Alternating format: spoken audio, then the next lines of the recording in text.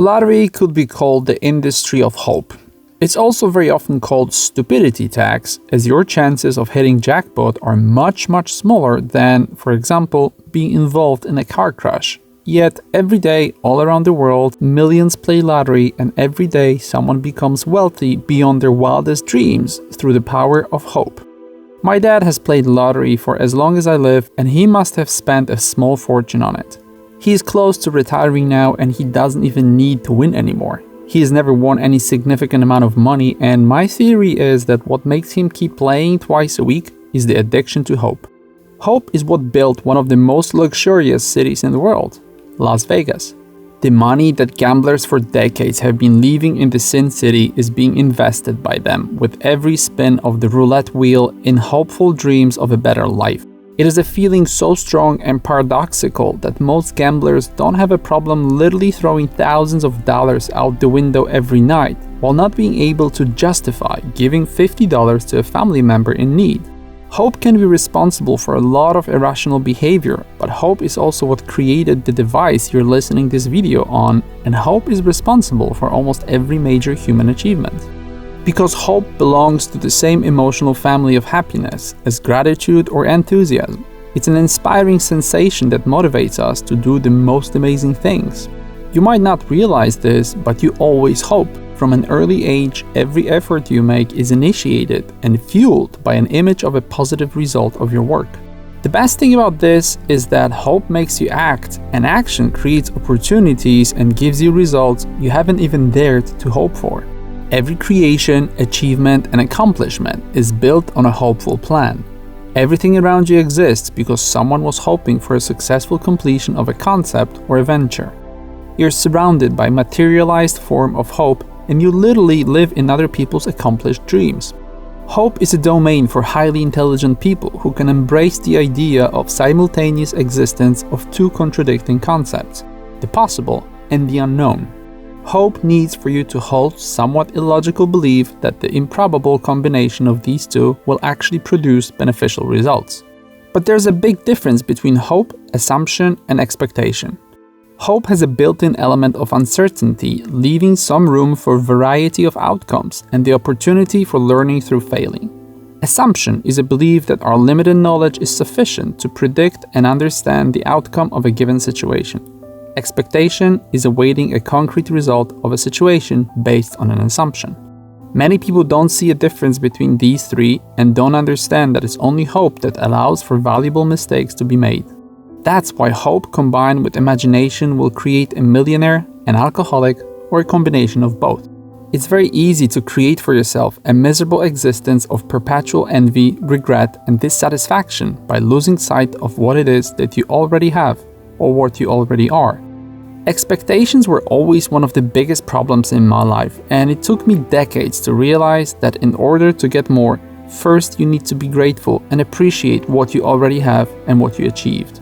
You also need to understand that everything is built by small steps and not by expecting huge, life-changing events. I got to a point in my life where I didn't want to hope for anything anymore because the disillusionment hurt too much. I even remember an argument I had with someone telling them that hope is the most destructive force in our lives. After many failed business ventures, I really believed that to be true. It took me a while to realize that it was my expectations that were too unrealistic and that I was expecting too much too fast.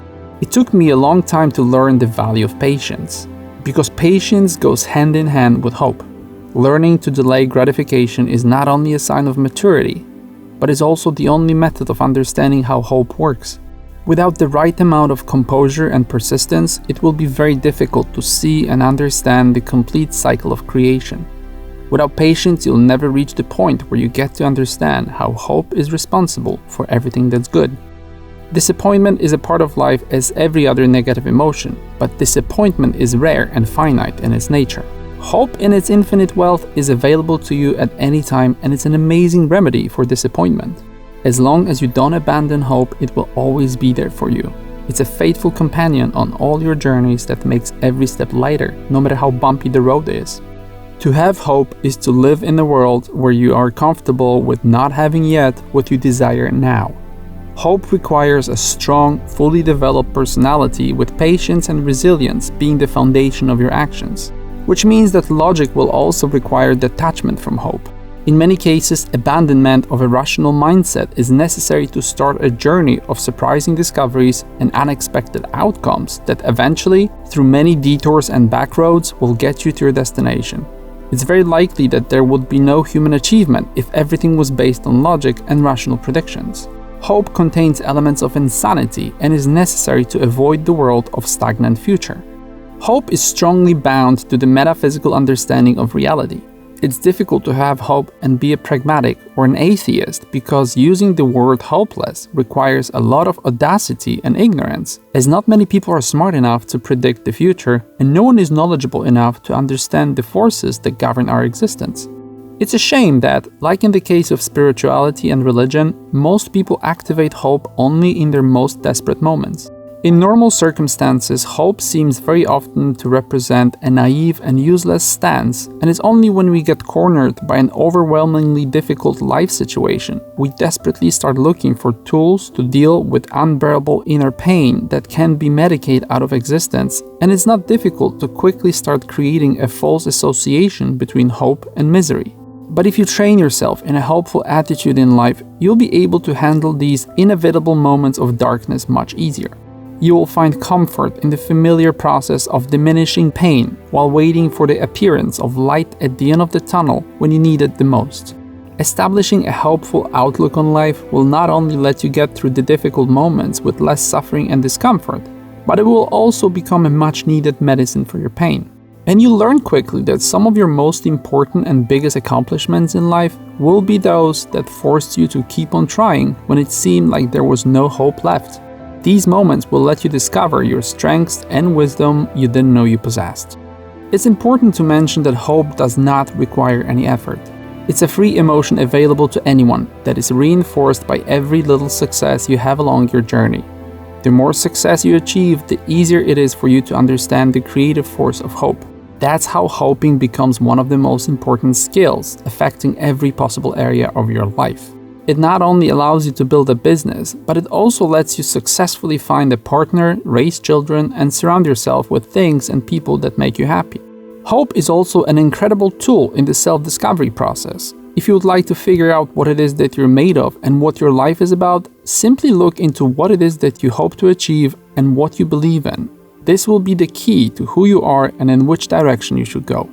You need to know that there are two methods available to construct your life. The first one is to concentrate on preserving what you have, maintaining whatever position or situation you're in. The other one is leaving your comfort zone and venturing into the unknown to build something new and to put yourself in a situation where you'll potentially have more than what you had before you started your journey. The first method is driven by fear. The second is driven by hope. Hope is a multiplier and amplifier of what you have and who you are. The laws of probability would dictate that when you start something, your chances of achieving success are 50-50.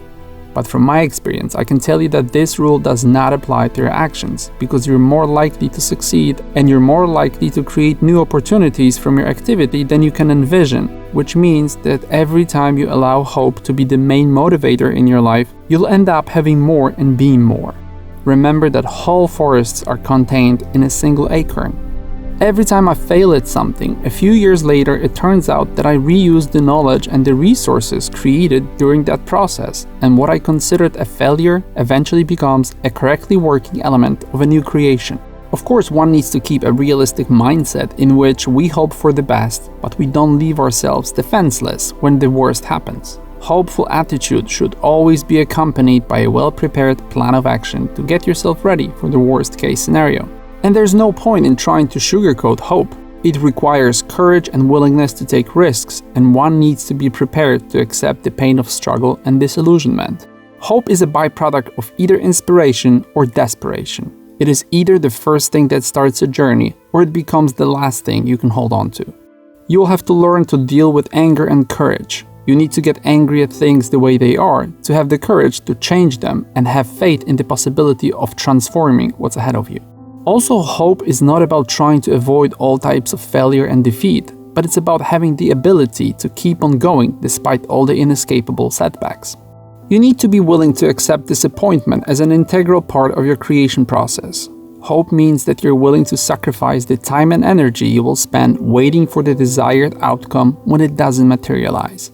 And then having the energy to repeat this process, knowing that it could bring the same disheartening results. Success is built on going from failure to failure without losing the enthusiasm and hope for what you envisioned for yourself.